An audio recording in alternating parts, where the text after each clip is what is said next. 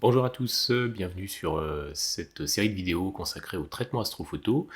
Je m'appelle Jean-Baptiste Roux, je suis astronome amateur depuis très très longtemps. Je m'intéresse à l'astronomie depuis que je suis tout petit. J'observe depuis que je suis assez jeune.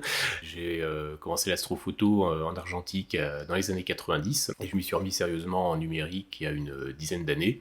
J'ai créé le site Photon Millennium il y a quelques années, sur lequel je publie pas mal de tutos, de conseils pratiques sur l'astrophoto. Et j'avais envie de compléter, d'une part parce qu'on me l'a beaucoup demandé, beaucoup de gens me l'ont demandé, des habitués du site, de compléter les tutos papier par des tutos vidéo pour montrer vraiment la manière de faire et de traiter une image concrètement. Dans cette vidéo introductive, je vais vous présenter le plan que j'ai retenu pour les vidéos.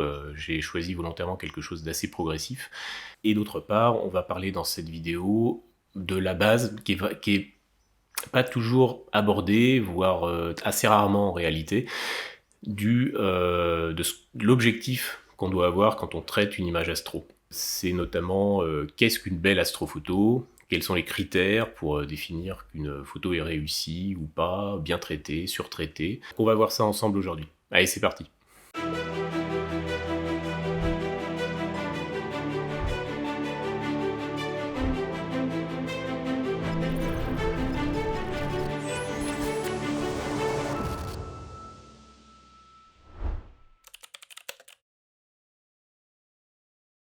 Pour ceux qui connaissent déjà mon site Photon Millennium, vous avez peut-être une idée des tutos qui sont dessus. Vous savez que je répète souvent que ça me prend beaucoup de temps, en général, de faire les tutos papier. Quand ils sont de rentrer dans le détail, c'est un temps conséquent pour l'écriture. L'objectif de ces vidéos, c'est aussi de pouvoir pallier à ça, parce que depuis quelques années sur le site, il y a certains tutos que je dois faire et que je n'ai pas le temps, ou j'ai pas pris le temps de faire, et qui manquent. Et du coup, il y a certaines choses qui mériteraient d'être sur le site qui n'y sont pas. Alors ça viendra, mais en attendant, voilà, cette série de vidéos va permettre de compenser ces manques sur le site en faisant le tour complet du traitement d'une astrophoto. Et pour les tutoriels qui sont déjà en ligne, eh ben ces vidéos viendront compléter, voir comment on met en pratique concrètement les conseils que je peux donner. Alors pour la première partie, on va changer d'ambiance pour que je puisse vous présenter un peu mieux le plan que j'ai retenu pour cette série de tutos. Voilà, donc j'ai essayé de représenter de manière assez schématique le plan global des tutoriels qu'on va suivre au cours de ces vidéos. Je les ai subdivisés là sur le plan en une série d'étapes, on va dire, un petit peu essentielles, sur le pré-traitement, le traitement de l'image au stade linéaire, le traitement de l'image au stade non linéaire, et ce que j'appelle la finalisation, on va dire les corrections finales sous Photoshop. Vous avez peut-être déjà regardé certains tutos sur YouTube ou ailleurs qui sont très bien faits. C'est toujours un petit peu le même reproche qu'on pourrait faire pour les débutants, c'est-à-dire que il y a énormément de tutoriels qui sont très bien faits, mais ils sont un petit peu éclatés. C'est-à-dire que pour quelqu'un qui n'y connaît rien à la photo astro, parfois c'est un peu compliqué de s'y repérer. Il y a des très très bons tutos qui sont dédiés à la réduction d'étoiles, à la gestion du bruit, à l'augmentation des détails. Mais quand on débute, voilà, on ne sait pas trop comment faut prendre ces process, dans quel ordre les faire. Donc moi j'ai choisi une approche vraiment on va dire planifié avec où on va suivre une ligne directrice voilà qui est résumée là sur le plan où on voit vraiment les différentes étapes. Je pense que ça aidera pas mal les débutants d'avoir cette ligne directrice et de voir où on se situe dans le traitement, pourquoi on fait ci à tel moment, pourquoi on fait ça à tel autre et bien sûr en sachant que les process, ce qu'on fait à une étape peut avoir une influence sur des étapes derrière. Donc ça, voilà, ça, je pense que ça aidera à comprendre vraiment la logique et la cohérence du traitement dans son ensemble. Donc 5 grandes étapes. J'ai mis des numéros, mais qui correspondent pas forcément à des numéros de vidéo. C'est possible que sur certaines étapes qui sont un petit peu compliquées, qui peuvent être un peu longues si on veut aborder beaucoup de points, notamment je pense au pré-traitement ou à la montée d'histogramme ou à l'assemblage, la création de différentes couches, et même aux corrections finales sous Photoshop, c'est possible que chacune de ces étapes en réalité soit subdivisée en 2 vidéos. J'essaierai de ne pas subdiviser à outrance, mais voilà, voilà le plan que j'ai retenu. Donc on va commencer par le pré-traitement en lui-même, qui est une étape vraiment très importante du traitement. La finalisation de l'image, on va dire la finalisation du pré-traitement plutôt, avant de se lancer dans le traitement, donc tout ce qui est des petites choses comme les retraits de gradient, le crop, etc. Et ensuite, bon, j'étais parti sur un plan classique avec, en évoquant la déconvolution, la réduction d'étoiles, mais on est un petit peu entre le moment où j'ai commencé à tourner les vidéos et aujourd'hui, il y a une application très intéressante, un process très intéressant qui est sorti, à savoir Blur Exterminator, sur lequel je pense on consacrera une vidéo un petit peu hors sujet. Je pense que je mélangerai pas tout dans la vidéo sur l'utilisation de Blur Exterminator, mais on en fera peut-être une vidéo à part, parce que je pense que ça mérite d'en parler un petit peu. Et bon, bah, j'anticipe pas sur ce qu'on abordera dans ces vidéos, mais en gros, Blur Exterminator, ça propose de faire du 2 en 1, à la fois la déconvolution et à la fois la réduction d'étoiles. Donc voilà, il y a deux pistes là, soit si vous préférez faire la déconvolution classique et la réduction d'étoiles après, ou tout en un avec Blur Exterminator. Ensuite, on abordera la réduction de bruit au stade linéaire de l'image. Une étape très importante ensuite, ça sera la montée d'histogramme, et je pense que sur celle-là, on verra plusieurs choses, notamment des montées d'histogrammes classiques, des montées d'histogrammes avec des masques. Voilà, on abordera plusieurs points. Peut-être qu'on la fera en 2 vidéos celle-là. Je sais pas encore exactement, là j'ai pas tout le détail des vidéos en tête, mais pour l'essentiel. Et ensuite on passera à la phase non linéaire de l'image avec la réduction de bruit au stade non linéaire, parce qu'on n'utilise pas forcément les mêmes process qu'au stade linéaire. L'augmentation des détails sur l'image donc de luminance en non linéaire. Et puis ensuite, là encore, le problème des couleurs qui est toujours quelque chose de délicat et qui fait l'objet de beaucoup de questions, mais qu'on doit traiter séparément. On ne peut pas aborder de la même manière les images RGB et les images SHO. Donc ça fera l'objet de 2 vidéos distinctes. Et ensuite, pour finir, l'assemblage LRGB, le mixage, la composition des images entre luminance et couleur, ou la même technique pour le SHO, si on ne fait pas du SHO pur, c'est si on recourt à une image de luminance composite, notamment en mixant du H-alpha et du O3 pour créer une couche de luminance. Et ensuite, on abordera donc les corrections finales qu'on fera plutôt sous Photoshop. Alors c'est vrai qu'on peut traiter l'intégralité d'une image avec Photoshop ou avec PixInsight. Cela étant, chacun des logiciels a ses spécificités, a ses points forts et ses avantages et ses inconvénients. Et autant PixInsight, je trouve, est très bon pour appliquer des process vraiment avancés sur l'image, autant pour ce qui concerne la correction des couleurs, la correction sélective, la saturation, tout ça. Bon, moi, je trouve que c'est plus simple à faire avec Photoshop. Moi, c'est le plan que j'ai retenu. J'ai volontairement beaucoup subdivisé, et pour que chacune des vidéos ait un thème précis, pour 2 raisons. La première, c'est que je veux pas que les vidéos durent trop longtemps. Parce que je pense que quand on est sur une vidéo qui dure 1h30 ou 2 heures, ok, c'est complet et on fait le tour d'un petit peu tout, mais c'est compliqué de se retrouver dans la vidéo, c'est compliqué de s'y retrouver si on cherche quelque chose de précis. Donc des vidéos volontairement courtes sur un thème précis, pour vous permettre aussi d'aller piocher ce qui vous intéresse. Vous avez peut-être pas forcément de questions sur la réduction du bruit, mais peut-être que la réduction d'étoiles vous intéresse, et l'augmentation des détails, auquel cas vous pouvez aller facilement retrouver la partie qui vous intéresse. L'idée, c'est vraiment d'aborder l'ensemble des points auxquels on peut être confronté pour un traitement. On va en discuter plus après dans la vidéo, mais on va voir que c'est pas à prendre de manière linéaire. Bien sûr, il y a des choses qu'il faut aller piocher à droite ou à gauche, mais ça, évidemment, on peut le faire qu'une fois qu'on sait à peu près bien maîtriser tous les process qu'on peut utiliser. Donc il y a beaucoup de process communs, on va dire, au traitement. Il y en a certains sur lesquels il faudra, selon le type d'image, selon le type d'objet, il y en a certains sur lesquels il faudra plus insister que d'autres, il y en a certains qu'on pourra se permettre de passer, d'autres qui seront vraiment indispensables. Ça dépend un petit peu de l'image. Mais voilà, le but, c'est de présenter quelque chose d'assez complet et d'assez général. Donc on va faire tous ces aspects-là un par un, et en suivant donc ces tutoriels de manière linéaire. Normalement, vous devriez avoir tous les outils pour pouvoir traiter au final une image, mais après, ça sera à vous de savoir quoi en faire et d'utiliser au mieux ces process. Alors ça, c'est le schéma, on va dire, global du process de traitement, et je pense qu'il sera nécessaire de faire quelques vidéos supplémentaires qui seront un petit peu hors série, qui seront consacrées à des thématiques particulières qui s'intègrent pas réellement dans un process de traitement, on va dire généraliste. Voilà, donc là j'ai mis, quelques process de traitement complémentaires qu'on abordera aussi dans ces vidéos. Là encore, la numérotation n'est pas à prendre de manière, totalement absolue, hein. Il y aura peut-être des subdivisions, si nécessaire. Mais en tout cas, dans les process complémentaires qu'on abordera et qui me semblent importants, il y a, l'assemblage de mosaïques, l'assemblage d'images en HDR, pose longue, pose courte. Il y a le mixage entre une couche H-alpha et une couche RGB. De la même manière, le mixage de plusieurs couches pour faire une luminance composite. Et on abordera dans une vidéo les aspects du traitement starless, donc en retirant avec des process particuliers les étoiles pour ne traiter que ce qu'il y a autour et réintroduire derrière les étoiles. Et c'est plutôt la phase de réintroduction d'étoiles qui souvent pose problème. J'ai indiqué, là il y a un code couleur pour dire linéaire, non linéaire. Il y a des choses qui se feront à la fois, qui peuvent se faire à la fois en linéaire et ou en non linéaire. Il y a quelques process encore complémentaires qui seront abordés. Bon là j'ai mis un code couleur différent, mais peu importe. C'est sur notamment la création de masques spécifiques.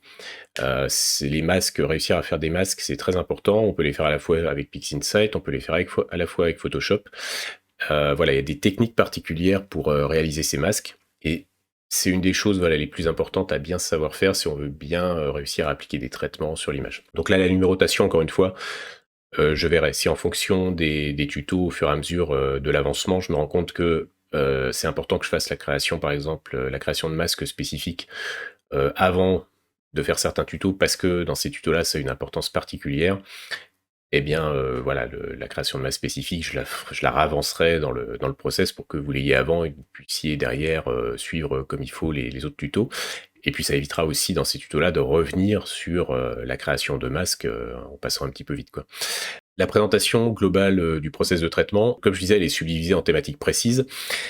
Et un reproche qu'on pourrait faire à cette présentation, c'est de dire, d'accord, c'est bien de savoir faire indépendamment chacune des étapes précisément, mais quand on traite une image globale, ce qui est important aussi, c'est de savoir comment les interactions que peuvent avoir l'utilisation d'un process en amont et de certains process en aval.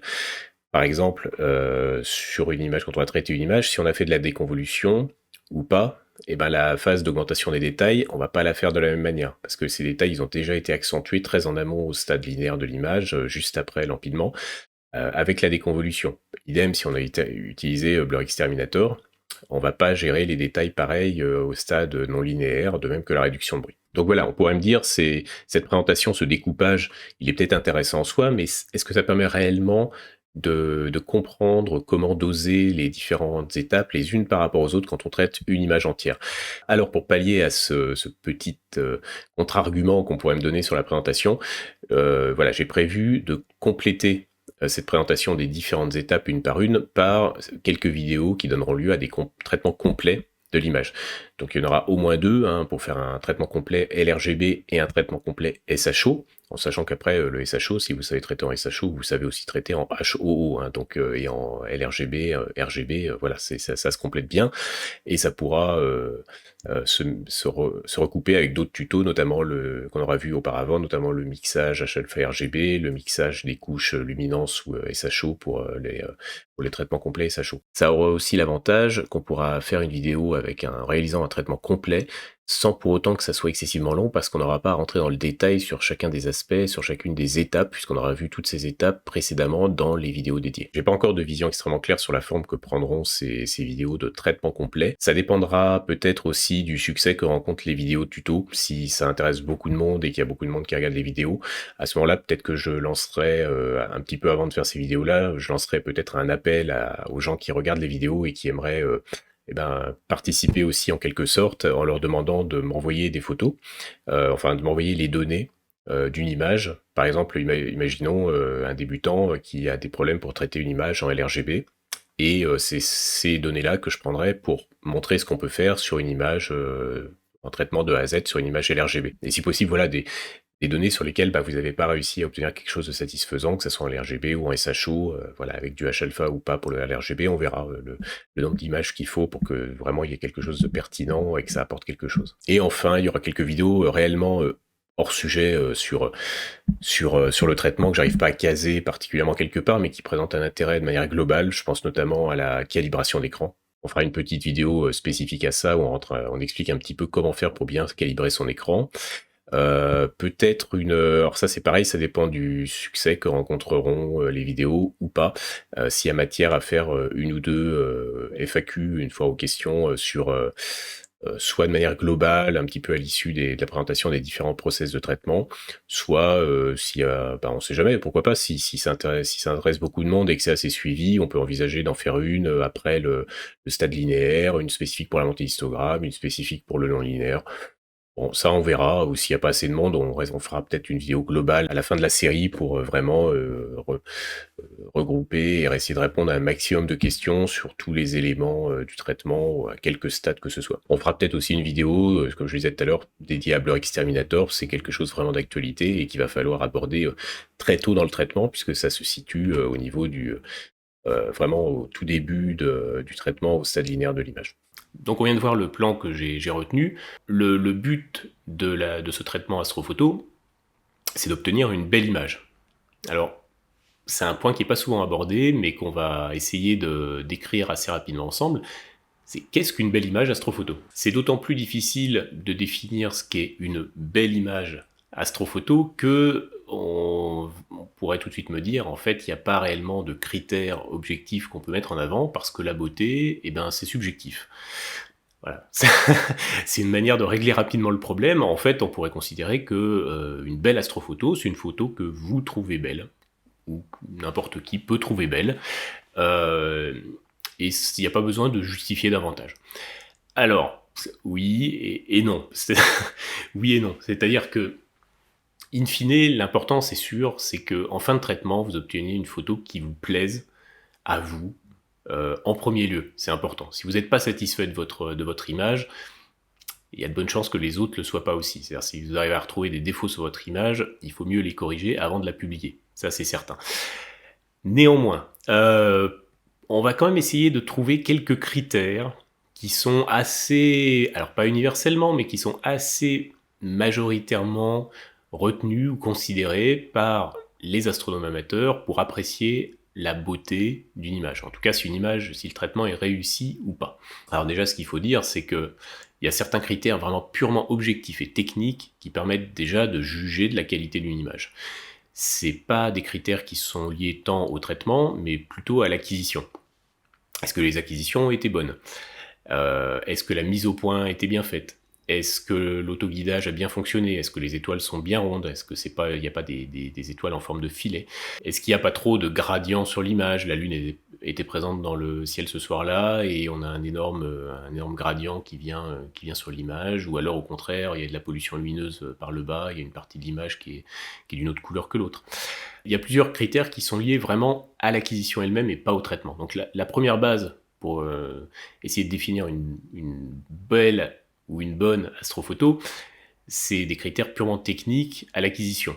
Si vos acquisitions sont réussies, déjà, ça part bien. S'il y a quelque chose qui foire à l'acquisition, ça part mal. Il y a des choses qui peuvent se rattraper au traitement, mais pas tout. Donc, si vous avez des étoiles qui sont filées, ça sera très compliqué de rattraper ça au traitement de manière vraiment cohérente et que ça se voit pas. Donc voilà, il y a toute une série déjà de critères techniques qui sont liés à l'acquisition. Et puis après, de manière générale, il y a des choses qui sont liées vraiment au traitement lui-même. Est-ce qu'il y a des résidus de gradient sur l'image, par exemple? C'est possible qu'il y ait des gradients à l'acquisition, mais qui puissent être retirés lors du traitement. S'ils ne sont pas retirés lors du traitement, ça sera des défauts qui seront clairement visibles. Est-ce que l'image a été croppée comme il faut? Est-ce qu'il n'y a pas des bandes noires sur le côté, etc. Est-ce qu'il ne reste pas des traînées de satellites à l'issue de l'empilement qui sont visibles sur l'image? Donc c'est toute une série de petites choses qui, mises bout à bout, vont faire que l'image, déjà, on part sur une bonne base, ou sur une base qui est très perfectible. Ensuite, s'il fallait définir des critères un petit peu objectifs pour définir ce que c'est qu'une belle image astrophoto, moi j'en retiendrai 3. Alors chacun aura ses propres critères, il n'y a pas de vérité absolue en la matière. Moi, la définition que je vous donne, elle est toute personnelle, mais voilà, c'est pour contribuer à la réflexion, et de toute façon, si vous n'êtes pas d'accord, ou si vous voyez des choses à corriger, n'hésitez pas à me l'indiquer en commentaire, ça bénéficiera à tout le monde. Moi, le premier critère que je mettrai en avant pour apprécier si une image est belle ou pas, c'est son équilibre d'ensemble. Est-ce qu'au niveau des couleurs, c'est harmonieux? Est-ce qu'au niveau du contraste, c'est bien réglé? Est-ce que le fond de ciel est pas trop sombre, pas trop clair? Est-ce que l'image a une bonne dynamique? Voilà. Tout ça, c'est des critères qui sont pas appréciable sur des bases qu'on peut calculer, mais pour un œil un petit peu exercé, voilà, le premier aspect d'ensemble de l'image, souvent c'est le plus important, et c'est sur ce point-là qu'on essaie d'avoir un résultat qui tienne la route quand on fait du traitement. Si on se retrouve avec une image, avec un fond de ciel trop sombre, avec un signal qui est trop tiré, avec des couleurs qui sont trop saturées, et ben tout de suite ça donne un côté surtraité à l'image et qui est déplaisant. Généralement. Alors encore une fois, ça dépend des goûts. Il y a des gens qui aiment les photos très fortement traitées avec des couleurs qui pètent. Bon, voilà, il y en a. Mais pour l'essentiel des gens qui font de l'astrophoto ou qui regardent des images astronomiques, ce critère-là, en général, est assez important et ça repose sur ces éléments. Donc l'équilibre d'ensemble de l'image. Le deuxième critère que moi je mettrais en avant, c'est la cohérence. La cohérence de l'image, qu'est-ce que je veux dire par là ? C'est avoir une image qui, dans son ensemble, a été traitée de la même manière. C'est très facile aujourd'hui, avec les logiciels de traitement, avec des masques, avec des process très différents, de traiter séparément certains aspects de l'image pour combiner tout ça au final. On pourrait imaginer qu'on va traiter vraiment séparément le fond de ciel, la nébuleuse, ou la galaxie, si c'est une galaxie, les étoiles, certains autres objets qui peuvent être sur l'image, et mélanger tout ça au final. Ça donne un aspect, souvent quand c'est mal fait, un aspect un peu collage, un peu collage, montage de maternelle, quand c'est vraiment très mal fait, ou un aspect très artificiel à l'image, quand c'est bien fait, mais que quand même on voit qu'il y a des incohérences dans l'image. La cohérence, c'est aussi d'avoir une cohérence en termes de signal. En termes de signal sur l'image, ça veut dire que la montée d'histogramme, elle va devoir être faite de manière à peu près équivalente pour tous les éléments de l'image. Alors on verra que c'est pas vrai quand on abordera la partie montée d'histogramme. On peut envisager de faire des montées d'histogramme distinctes pour les étoiles, pour les objets, etc. Mais au final, tout ça, ça doit être recombiné d'une manière qui ne se voit pas au final, qui ne soit pas perceptible. De la même manière, pour prendre un autre exemple, dans la gestion des détails, ça c'est quelque chose qui est arrivé depuis quelques années avec des logiciels tels que Topaz, et avec Blur Exterminator qui vient de sortir et sur lequel on consacrera une vidéo, c'est quelque chose qui risque de se répéter aussi. C'est-à-dire que ces logiciels, Topaz Denoise, Topaz Sharpen ou Blur Exterminator, c'est des process ou des logiciels qui vont permettre d'aller gratter énormément de détails sur les objets. Alors, de détails réels ou imaginaires, puisque c'est des solutions qui sont basées sur l'intelligence artificielle et qui vont essayer de retrouver des détails là où il n'y en a pas, sur la base d'une base de connaissances qu'ils ont acquis en amont. Le problème, c'est qu'il n'y a pas de détails partout en général sur une image. Sur une nébuleuse, il y a quelques zones où il va y avoir des détails, sur une galaxie, il y a un peu de détails, mais sur le fond de ciel, il n'y en a pas. Donc généralement, ça conduit à appliquer ces process de manière localisée, avec des masques, et on a vu quand même pas mal d'images sortir avec ce défaut-là, c'est un défaut de cohérence, c'est-à-dire qu'on a une image qui est globalement un peu floue, on voit que c'est pas très net, on voit que les étoiles ont pas une bonne tête, elles sont pas parfaitement rondes. Et à côté de ça, on a un objet dans le champ qui est absolument complètement détaillé, mais détaillé à l'extrême. C'est-à-dire qu'il y a on a l'impression que ça n'a pas été fait avec le même instrument. C'est-à-dire, on a l'impression qu'on a pris un télescope d'1 mètre pour faire l'objet au centre, et puis le reste du champ, ça a été un petit peu bâclé avec une lunette de 60 mm. Là l'exemple que je donne est un peu extrême, mais vraiment parfois ça donne cette impression. Et ça, au final, ça contribue le manque de cohérence de l'image, ça contribue à cette impression de collage. Et c'est pas une bonne chose. Donc ça ne contribue pas à faire une belle image. Il faut mieux ne pas trop pousser les détails si on peut les pousser, mais pas à l'excès, à côté de zones où vraiment on voit que le process n'a pas été appliqué. On peut quasiment deviner à l'œil nu le masque qui a été appliqué pour appliquer ce process-là. Le troisième et dernier critère que moi je retiendrai pour définir ce que c'est qu'une belle image astrophoto, c'est l'aspect naturel de l'image. Alors c'est quelque chose qui est lié aussi à ce dont j'ai parlé avant, la question d'équilibre, la question de cohérence de l'image. Tout ça, c'est en vue d'avoir une image qui a un aspect naturel. Alors, le terme naturel va peut-être en froisser un petit peu certains, parce que ce qui est certain, c'est qu'en astrophoto, en tout cas pour l'astrophoto du ciel profond, tout ce qu'on fait n'est pas vraiment naturel. On va tellement tirer, on a besoin tellement de tirer sur les curseurs, il y a tellement peu de signal sur les objets qu'on va acquérir, que ce soit des nébuleuses ou des galaxies, même les nébuleuses ou les galaxies brillantes, c'est un signal qui est quand même très faible. Donc ça va impliquer de poser très longtemps, de faire des pauses de 5 minutes, 10 minutes, un quart d'heure. Il y en a certains qui font des pauses de plus longues que ça, de 20 minutes, d'une demi-heure. On emmagasine beaucoup plus de lumière que ce que l'œil humain peut stocker. Donc, et heureusement, parce que c'est grâce à ça qu'on arrive à mettre en évidence des objets qui, sinon, quand on les observe à l'œil nu, sont presque pas visibles. Donc déjà, dès le départ, en astrophoto, c'est un petit peu truqué. On fait pas de la photo naturaliste, on n'est pas là pour capter un moment, capter un instant et essayer que ça soit le plus fidèle possible à ce qu'était la réalité. Non, quand on parle d'aspect naturel, c'est autre chose. Quand on parle d'aspect naturel, c'est avoir une photographie qui n'a pas l'air d'être trafiquée, qui n'a pas l'air de ressembler à un montage, qui n'a pas un côté artificiel. Alors comment on va apprécier le côté naturel d'une image? Là encore, il n'y a pas des critères tout faits. C'est une accumulation de plein de petites choses qui vont donner à l'image ou pas un aspect naturel. C'est par exemple le bruit, la gestion du bruit. Si on a une image qui est absolument toute lissée en sortie, où on a vraiment retiré tout le bruit, mais à l'excès, ça donnera un côté très artificiel à l'image. Il manquera ce grain qu'on peut avoir dans le fond de ciel, le signe que...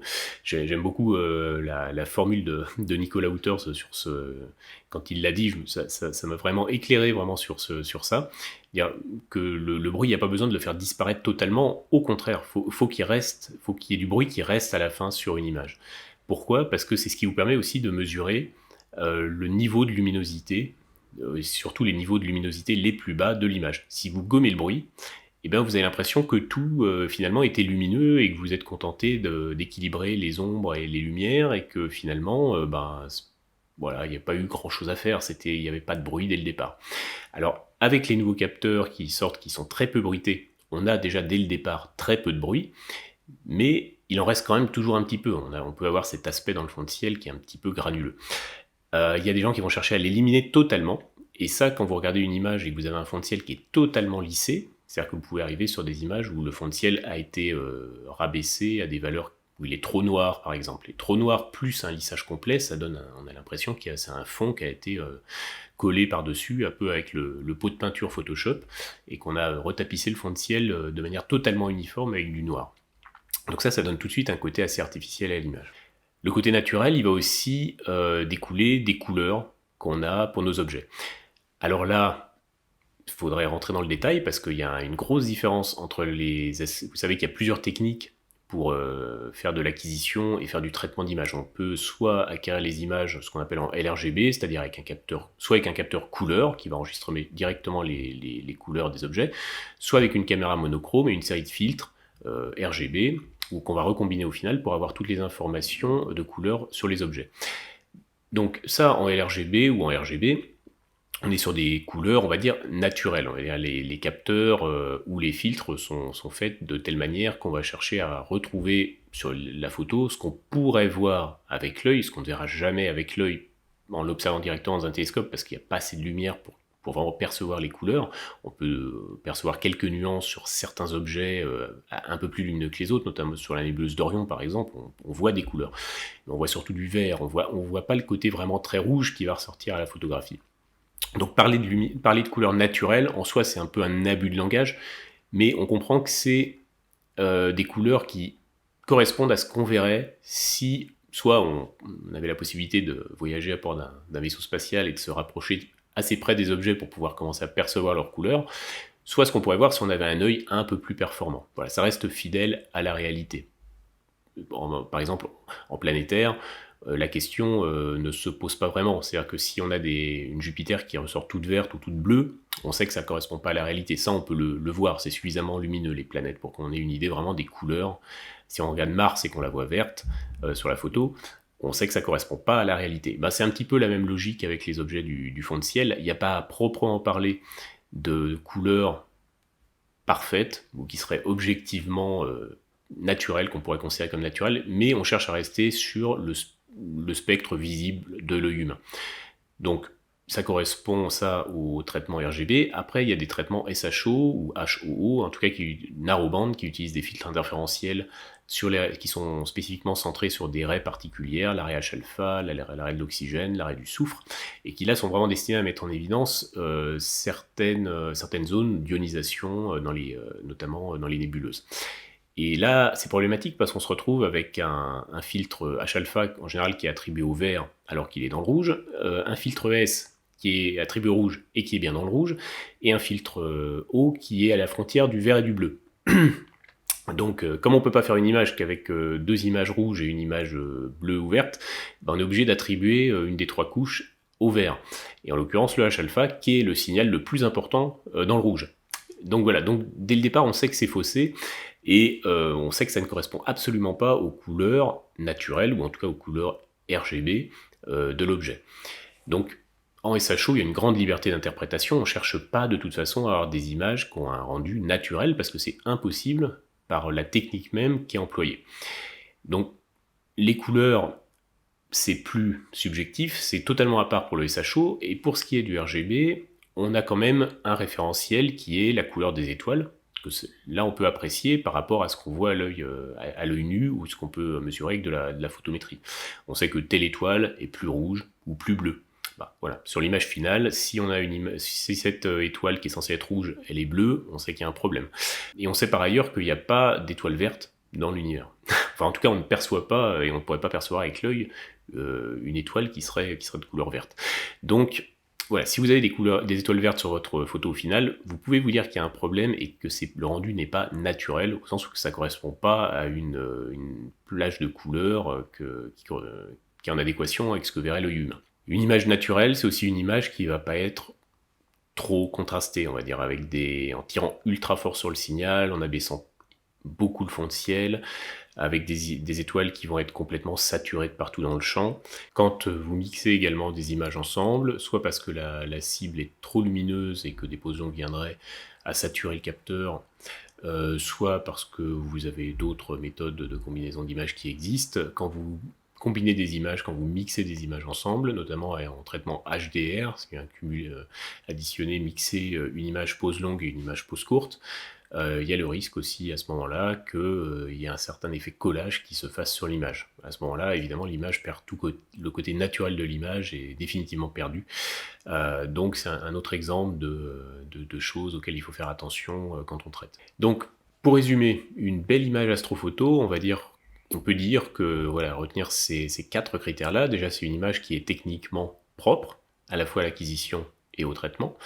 C'est une image qui est équilibrée, en termes de contraste de couleurs. C'est une image qui reste cohérente, à la fois en termes de signal et en termes de détails sur l'ensemble du champ. Et c'est une image qui conserve un aspect naturel. Le bruit, la couleur, les contrastes, les mixages HDR, etc. On peut essayer de résumer tout ça, tous ces aspects-là, en disant qu'une bonne astrophoto, c'est une image sur laquelle la technique se fait oublier. La technique d'acquisition, la technique de traitement se fait oublier, et où on profite juste de la beauté de l'objet qu'on a photographié. Autrement dit, la technique ne doit pas prendre le pas sur le rendu final. On ne doit pas pouvoir, en regardant une photo, pouvoir se dire spontanément « Ah, il a utilisé tel ou tel process » ou « Ah oui, il a utilisé un masque ici, je pourrais dessiner la forme du masque sur l'image. » Et au final, c'est un petit peu comme dans beaucoup de disciplines, c'est-à-dire que pour que la technique se fasse oublier, il faut bien la maîtriser. C'est ça dans beaucoup de domaines. Si vous regardez Roger Federer qui joue au tennis, il est à la retraite maintenant, mais c'est pas grave, c'est toujours le meilleur. Si vous regardez Roger Federer qui joue au tennis, vous avez l'impression que faire un coup droit ou faire un revers, c'est d'une simplicité absolument totale. Et puis quand vous vous retrouvez sur le terrain, vous vous rendez compte que c'est pas si facile. Non, parce que lui, il a travaillé sa technique pendant des années et des années, tous les jours, pour arriver à ce résultat-là. De la même manière que quand vous regardez un artiste peintre, moi je sais pas peindre, mais ça a l'air ultra facile quand on voit les gens qui maîtrisent vraiment la technique le faire, et puis quand on doit le faire soi-même, c'est compliqué. C'est pareil pour l'astrophoto.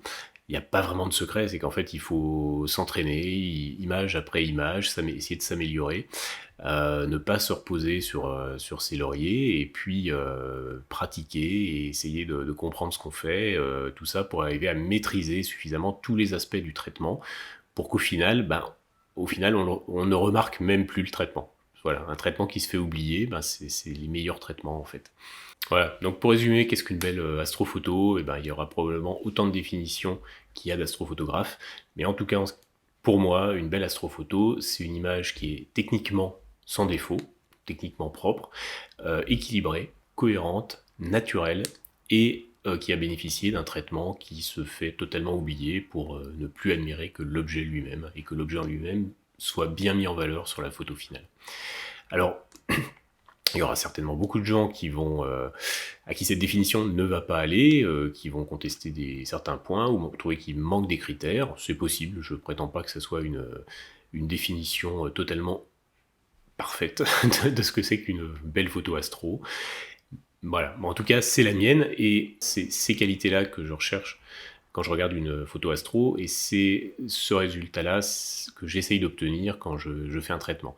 Donc, voilà, mes traitements, les tutos que je vais vous proposer, moi, ils seront basés sur ma manière de traiter et ma manière de traiter, elle dépend aussi du résultat qu'on veut obtenir et des objectifs qu'on se fixe et des qualités qu'on veut voir apparaître au final sur l'image. Et ça nous amène directement au deuxième point que je voulais évoquer avec vous, c'est que le plan que je vous ai exposé tout à l'heure de traitement, il répond à certains objectifs. Il n'est pas fait par hasard, je ne fais pas ces process-là par hasard, ni les réglages que je retiens, ils ne sont pas réglés par hasard non plus, ils sont réglés pour tendre vers un certain objectif. Et ça, c'est important, je pense, quand on se lance dans le traitement astrophoto, ou même quand on le pratique déjà un petit peu, pour essayer de passer au niveau supérieur, c'est de ne pas traiter dans le flou, dans le vague, en avançant un petit peu pas à pas, process à pas process, parce qu'on a vu sur tel ou tel tuto qu'il fallait d'abord s'occuper de tel aspect, ensuite de tel aspect, donc on fait les choses un petit peu mécaniquement, on essaye de les répéter, mais en réalité, un traitement, si il veut qu'il soit satisfaisant, et qu'au final on ait bien une image qui corresponde à ce qu'on avait en tête au départ, il faut quand même se fixer certains objectifs au début du traitement. Alors c'est des objectifs qui peuvent être fixés par vos goûts personnels et puis aussi par les données que vous avez à traiter. Pour commencer sur des bases objectifs, on va dire que les photos que vous traitez, vous avez des données au départ, vous devez être capable de vous rendre compte de la qualité des données que vous avez. La qualité des données, c'est est-ce que j'ai des étoiles bien rondes, est-ce que j'ai pas de défaut, est-ce que j'ai du gradient, est-ce que j'ai un défaut de suivi, est-ce que j'ai suffisamment de signal sur mon image pour bien tout mettre en valeur, est-ce que j'ai fait assez de pauses pour pouvoir me permettre un mixage de qualité. Voilà. Tout ça, c'est des données qui sont à la fois liées à l'acquisition et puis à la qualité de ce qu'on obtient. Et puis, il y a aussi une connaissance de l'objet qui entre en cause. Si vous vous lancez dans un traitement sans rien connaître sur l'objet, sans être allé chercher un petit peu d'infos, eh ben, soit vous pouvez passer à côté de quelque chose, soit vous pouvez au contraire ne pas comprendre ce que vous êtes vraiment en train de traiter. Je prends un exemple un petit peu standard ou courant, c'est que sur telle ou telle galaxie, vous avez photographié, par exemple sur M51, si vous savez pas qu'il y a de l'IFN dans le champ, ou sur M81 et M82 par exemple, il y a pas mal d'IFN autour, si c'est quelque chose que vous ne savez pas, ben vous pouvez vous retrouver au traitement à vous dire « Ah, j'ai un fond de ciel qui est pas régulier, j'ai du gradient, ou alors j'ai des traces, j'ai pas bien nettoyé mon fond de ciel, j'ai beaucoup de bruit, ou alors... voilà, donc ça peut conduire à ne pas mettre en valeur ces aspects-là. Voilà, ces deux aspects qui sont complémentaires, parce qu'il faut d'abord se renseigner un petit peu sur l'objet qu'on va traiter, mais en principe, ça on le fait déjà un peu à l'acquisition, parce que s'il y a des choses intéressantes en plus à capter, c'est bien de le savoir. Ou alors ça permet d'affiner le cadrage éventuellement, s'il y a des petits objets dans le champ, etc. Donc bien se renseigner sur l'objet et avoir conscience de l'objectif qu'on va faire et de la qualité des données qu'on a acquises, tout ça c'est essentiel parce que ça va permettre vraiment de se fixer un objectif. Sur M80 et M82 par exemple, vous savez qu'il y a de l'IFN dans le fond de ciel, bon c'est bien. Si vous n'avez pas posé suffisamment longtemps, c'est quelque chose que vous ne pourrez pas forcément mettre en valeur à la fin sur l'image finale. Donc il va falloir peut-être tirer un trait Si vous avez posé qu'une demi-heure, par exemple, ça va être un petit peu juste pour faire ressortir l'IFN de manière satisfaisante. Ou alors, ça va conduire à avoir une image qui va être surtraitée, qui va perdre justement le côté naturel, parce que vous aurez tiré sur une partie du signal et pas sur l'autre partie. Et ça risque de faire un effet assez artificiel. Au contraire, si vous avez posé suffisamment longtemps, mais sans savoir qu'il y avait cet élément-là dans l'image, eh ben vous allez peut-être aussi passer à côté. Voilà. Donc, c'est des aspects qui sont complémentaires et qui vont vous servir à définir les objectifs de traitement de votre image. L'appréciation des données de la photo, ça implique aussi d'être capable de bien interpréter une image en linéaire quand elle sort d'empilement. Alors ça peut être les images brutes, mais c'est quand même mieux de raisonner sur l'image empilée, parce que là on aura vraiment tout le potentiel de l'image qui va pouvoir nous apparaître.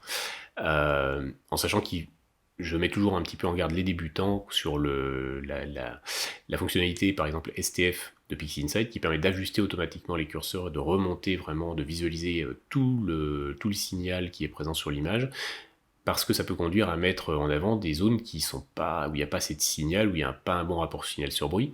Ça met un peu ça vous affiche le maximum de ce que vous pouvez espérer tirer de votre image, mais parfois, on peut pas aller jusque là, on est obligé de s'arrêter un petit peu avant. Alors c'est un petit peu frustrant de traiter une image et de savoir qu'il y avait des choses à mettre en évidence, qu'on aurait pu mettre mieux en valeur, mais qu'on peut pas le faire, on peut pas tirer jusque là parce que il n'y a pas assez de rapport ciel sur bruit, c'est trop bruité, etc.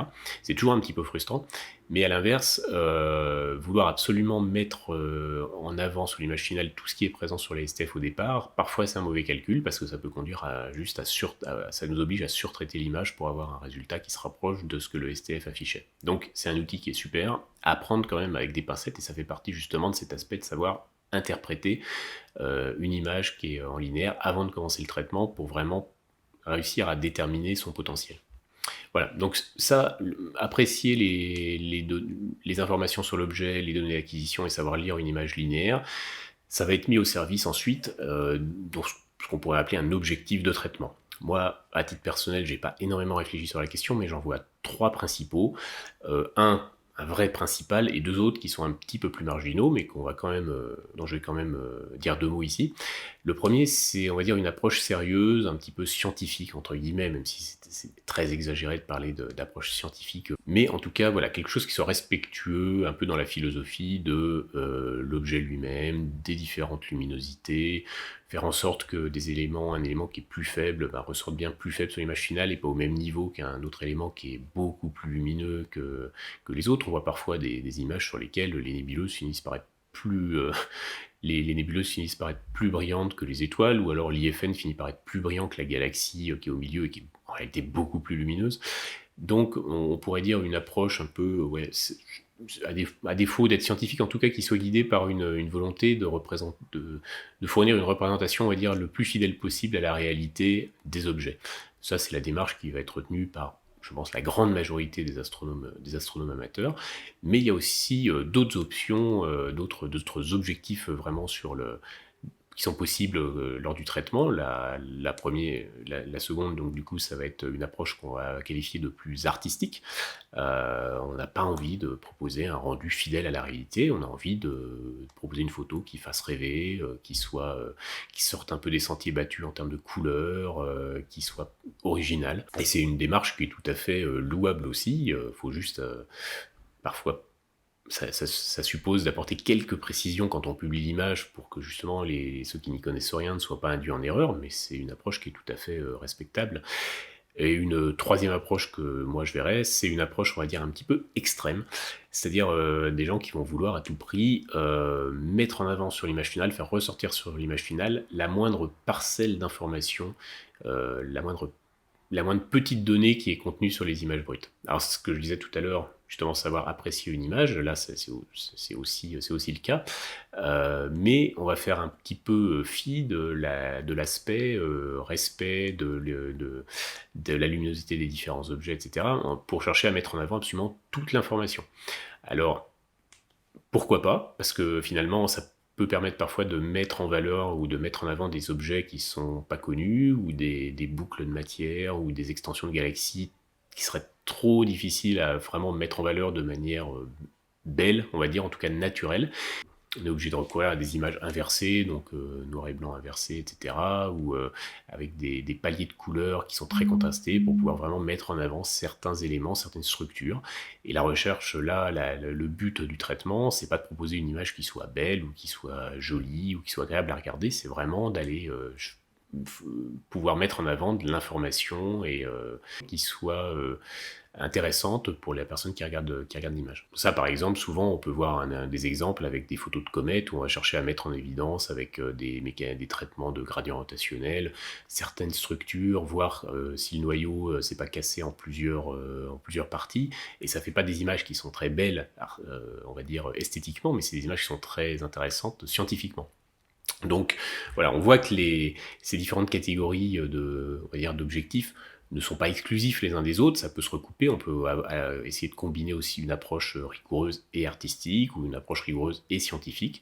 Voilà, mais en tout cas, c'est bien d'avoir un plan, je veux dire un plan ou un objectif en début de traitement. Moi, j'aime bien aussi jouer aux échecs. Je sais qu'il y a une espèce de petite maxime aux échecs qui dit qu'il faut mieux jouer avec un mauvais plan que sans plan du tout. Pour expliquer, parce que si vous vous contentez de jouer au coup par coup, ben vous n'avez pas une vision d'ensemble, vous allez faire que réagir, mais ou subir les différents coups qui vous arrivent. Et puis au final, tout ça, c'est guidé par aucune stratégie réelle. Et ben en matière de traitement astrophoto, au final, le parallèle vaut ce qu'il vaut, mais c'est un petit peu la même chose. C'est-à-dire que si vous tâtonnez à l'aveugle étape par étape et que vous n'avez pas un objectif clair sur ce vers quoi vous voulez arriver, et ben là, c'est là que ça risque qu'on risque de s'égarer en chemin, en passant à côté de quelque chose ou en prenant pas les bons paramètres. Donc avoir un plan, voilà. Au moins pour une image, je ne suis pas en train de dire que c'est des objectifs qui sont déterminés, qui sont fixes, qui sont immuables pour l'ensemble des images que vous faites. Vous pouvez très bien varier vos plans, vos objectifs de traitement en fonction de l'image et l'adapter à chacune des images en fonction aussi de leur potentiel. En tout cas, ce qui est sûr, c'est que derrière, une fois que vous avez apprécié bien les qualités de votre image, son potentiel, et que vous avez votre plan en tête de ce vers quoi vous aimeriez tendre, eh ben, il va falloir en tenir compte, il faudra adapter le traitement pour cet objectif particulier ou selon les qualités de l'image. Donc moi, dans ce que je vais vous présenter en matière dans les différents tutos, il y aura peut-être des étapes sur lesquelles il faudra plus insister, d'autres sur lesquelles il faudra complètement les zapper parce que ça n'aura aucun intérêt au vu soit des caractéristiques de l'image, soit des caractéristiques de l'objet, soit de votre objectif propre de traitement. Mais voilà, moi le traitement que moi je vais mettre en œuvre et proposer dans le cadre de ces tutos, c'est un traitement un peu, on va dire, global et qui permet, où chacun peut trouver un petit peu ce qui l'intéresse, même si c'est pas quelque chose qui est à suivre de manière linéaire, parce que encore une fois, il ne faut pas suivre les traitements ou les tutos de manière complètement linéaire. C'est qu'un traitement, ça doit s'adapter à chaque image avec un objectif précis. Au sein de votre objectif, vous pouvez aussi vous interroger sur les limites que vous voulez vous imposer pour le traitement. Alors, c'est des limites qui peuvent être liées à une multitude de paramètres. Évidemment, dans l'idéal, personne n'a envie de se limiter, mais ça permet de se poser quelques questions intéressantes en termes d'éthique ou en termes de ce qui vous semble, vous, le plus adapté en matière de traitement. Le premier point, on l'a vu, j'en ai déjà parlé, donc je ne vais pas revenir dessus, c'est plutôt quelle limite en termes de respect sur les données initiales. Est-ce que vous voulez faire tout ressortir? Est-ce qu'il y en a certaines sur lesquelles vous allez tirer un trait? Est-ce que vous allez finir par représenter certains objets plus lumineux que d'autres par rapport à la réalité? C'est des limites qui vont tenir de toute façon toujours à la bonne représentation de la réalité des objets qui sont représentés sur l'image. La deuxième limite, ça peut être quelque chose en termes de process. Jusqu'où vous êtes prêt à aller pour obtenir des détails sur l'image. Est-ce que vous êtes prêt à aller jusqu'à recourir à des process qui sont basés sur l'intelligence artificielle, qui peuvent donner de bons résultats, mais pour lesquels on sait que les plus fins détails, ils vont être générés artificiellement, ils ne dépendent pas directement de ce que vous avez sur votre image, ils vont être générés artificiellement parce que la solution, ce process-là a été construit sur une intelligence artificielle, alors pas tous, mais en tout cas il y a eu une base d'apprentissage sur laquelle il a appris à repérer des détails plus ou moins importants à différentes échelles en fonction des structures. Alors quand vous utilisez un logiciel un peu généraliste comme Topaz qui a été entraîné essentiellement sur des photos de paysages et des visages, et ben vous pouvez avoir quelques surprises parce que le process parfois sur une nébuleuse, il va vous retrouver, il va essayer de mettre, il va croire reconnaître un visage, donc il va essayer de rajouter un œil, il va essayer de rajouter des cheveux, c'est pour ça qu'on avait beaucoup à un moment de photos, d'astrophotos avec des nébuleuses qui avaient l'air chevelues. Bah oui, parce que Topaz est passé par là et à essayer de retrouver des détails par rapport à ce qu'on lui a appris et comme on lui a appris à réfléchir à modéliser beaucoup de photos de visage, eh ben, il essayait de retrouver certaines caractéristiques des visages humains sur les objets qu'on lui soumettait, même si ça n'avait rien à voir. Blur Exterminator, c'est un petit peu différent, c'est censé aussi reposer sur une solution d'intelligence artificielle, mais avec une base d'apprentissage qui a été constituée uniquement de photos astro. Donc on pourrait se dire que c'est mieux. Et effectivement, au vu des premiers résultats, moi j'ai pas encore fouillé l'outil dans le détail, mais ça a l'air bien mieux que Topaz et beaucoup plus pertinent. À tel point d'ailleurs que quand on voit les détails générés, il y en a certains Alors, encore une fois, j'ai pas testé l'outil, donc il faudra que je teste l'outil avant d'avoir un avis définitif dessus. Mais en tout cas, il y en a certains qui s'emballent et qui sont en train de reprendre toutes leurs images en passant du Blur Exterminator à chaque image. Bon, pourquoi pas, mais il faut quand même peut-être s'assurer que les détails qui sont générés, parce que c'est des détails qui sont générés artificiellement, il n'y a pas que des détails qui sont issus de l'interpolation de ce qu'il peut y avoir sur l'image elle-même, est-ce que ça correspond bien à la réalité? Moi j'ai fait 1 ou 2 essais avec des galaxies, il y a un cas où c'était très convaincant, il y a un cas dans lequel, en allant comparer l'image comme sortait, les détails qui étaient générés par le Blur Exterminator avec une photo de Hubble pour avoir vraiment un référentiel très sérieux sur les détails, où ça ne correspondait pas. Donc il y a toujours cet aspect de détails générés, jusqu'où on accepte d'aller avec ça. C'est une question qui est plus éthique que vraiment, on va dire, qui est liée à l'esthétique de la photo, parce qu'une photo avec beaucoup de détails, ça peut être très esthétique, si sous réserve que ça soit cohérent, hein, ce qu'on a vu tout à l'heure, mais c'est quelque chose qui peut être très intéressant. Après, la limite, c'est est-ce qu'on accepte d'utiliser des process qui font recours à de l'intelligence artificielle qui va générer des détails, et si oui, où est-ce qu'on met le curseur? Est-ce qu'on accepte de le faire sous réserve d'aller derrière vérifier que c'est des détails qui correspondent bien à quelque chose dans la réalité? Auquel cas on peut se dire qu'il y a une bonne interpolation des détails qui étaient visibles, qui étaient déjà présents sur l'image, ou est-ce qu'on applique ça et puis en croisant un peu les doigts mais qu'on va pas vraiment vérifier? Et auquel cas on a le risque de publier une photo sur laquelle il y a beaucoup de détails et beaucoup de détails qui correspondent à rien en réalité. Donc voilà, ça c'est une question vraiment assez importante, je pense, et en tout cas assez actuelle au vu des process qui sortent et qui sont à la mode là en ce moment. Et puis après, alors, ça c'est pour la photo ciel profond, ça existe aussi, c'est une question qui est plus spécifique au nightscape, mais quelle limite vous fixez en termes d'assemblage d'éléments différents sur une image? Des images qui sont pas réalisées avec les mêmes temps de pause, qui sont pas réalisées avec la même focale, qui sont pas réalisées au même lieu, ou avec des objets différents. Voilà, tout ça c'est des Instagram. Alors pour le coup, Instagram est rempli de Facebook aussi, hein, mais les forums un peu sérieux Webastro, Astrosurf, tout ça, on n'en voit pas trop. Mais sur les réseaux sociaux, où l'effet waouh est roi et où la politique du like à tout prix domine quand même très majoritairement, on voit que certains ne se posent pas trop de questions en termes éthiques et publient absolument n'importe quoi, des montages grossiers, des montages qui sont vraiment minable, on va dire, point gentil. Il y a un effet, ouais, sur certains, quand on n'y connaît rien et qu'on va voir Tata Jacqueline et qui a jamais regardé le ciel et qui a aucune idée de ce que c'est que l'astronomie, va dire ah ouais, c'est vachement beau, c'est super, j'ai jamais vu la lune comme ça, j'ai jamais vu tel et tel objet comme ça. Ouais, évidemment, ça correspond à rien dans la réalité. Donc ça, les mixages avec des lunes HDR hyper désaturées, et puis des étoiles en arrière-plan, et puis des planètes qui sont rajoutées pas à la même échelle, et puis il y en a plein, et vous regardez le nombre de likes que ça fait, et vous dites waouh, 20 000 likes pour cette photo, alors que moi, mon image de la lune, elle en a fait 5. Moi aussi, je vais me mettre à faire ça. Ouais, si vous voulez, hein, chacun est libre, hein, mais bon, voilà, ne pas se laisser guider par le like et par l'effet waouh à tout prix, je pense que c'est déjà avoir une bonne approche en astrophoto.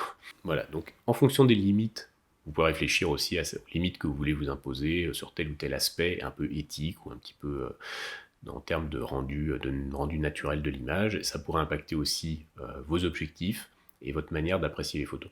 Voilà, j'espère qu'en tout cas ça vous aura été utile. Si vous débutez, j'espère que ça vous permettra de partir avec vraiment en vous posant les bonnes questions et avec la bonne manière d'aborder l'astrophoto. Et puis, bon, si vous pratiquez déjà, peut-être que ça vous amènera à réfléchir sur quelques points, peut-être que vous n'aviez pas encore envisagé. Donc, on va s'arrêter là pour cette vidéo vraiment d'intro qui est destinée à justifier un petit peu le plan et la manière de réfléchir au traitement d'astrophoto. Et je vais en fait, au final, je voulais tout faire dans la même vidéo, mais je pense que ça sera trop long, donc je vais la découper en 2 parties. Et dans la deuxième partie, je vais passer à, on va dire 10, il n'y en aura pas vraiment 10, mais une dizaine de conseils vraiment dédiés à l'astrophoto. Voilà, à bientôt.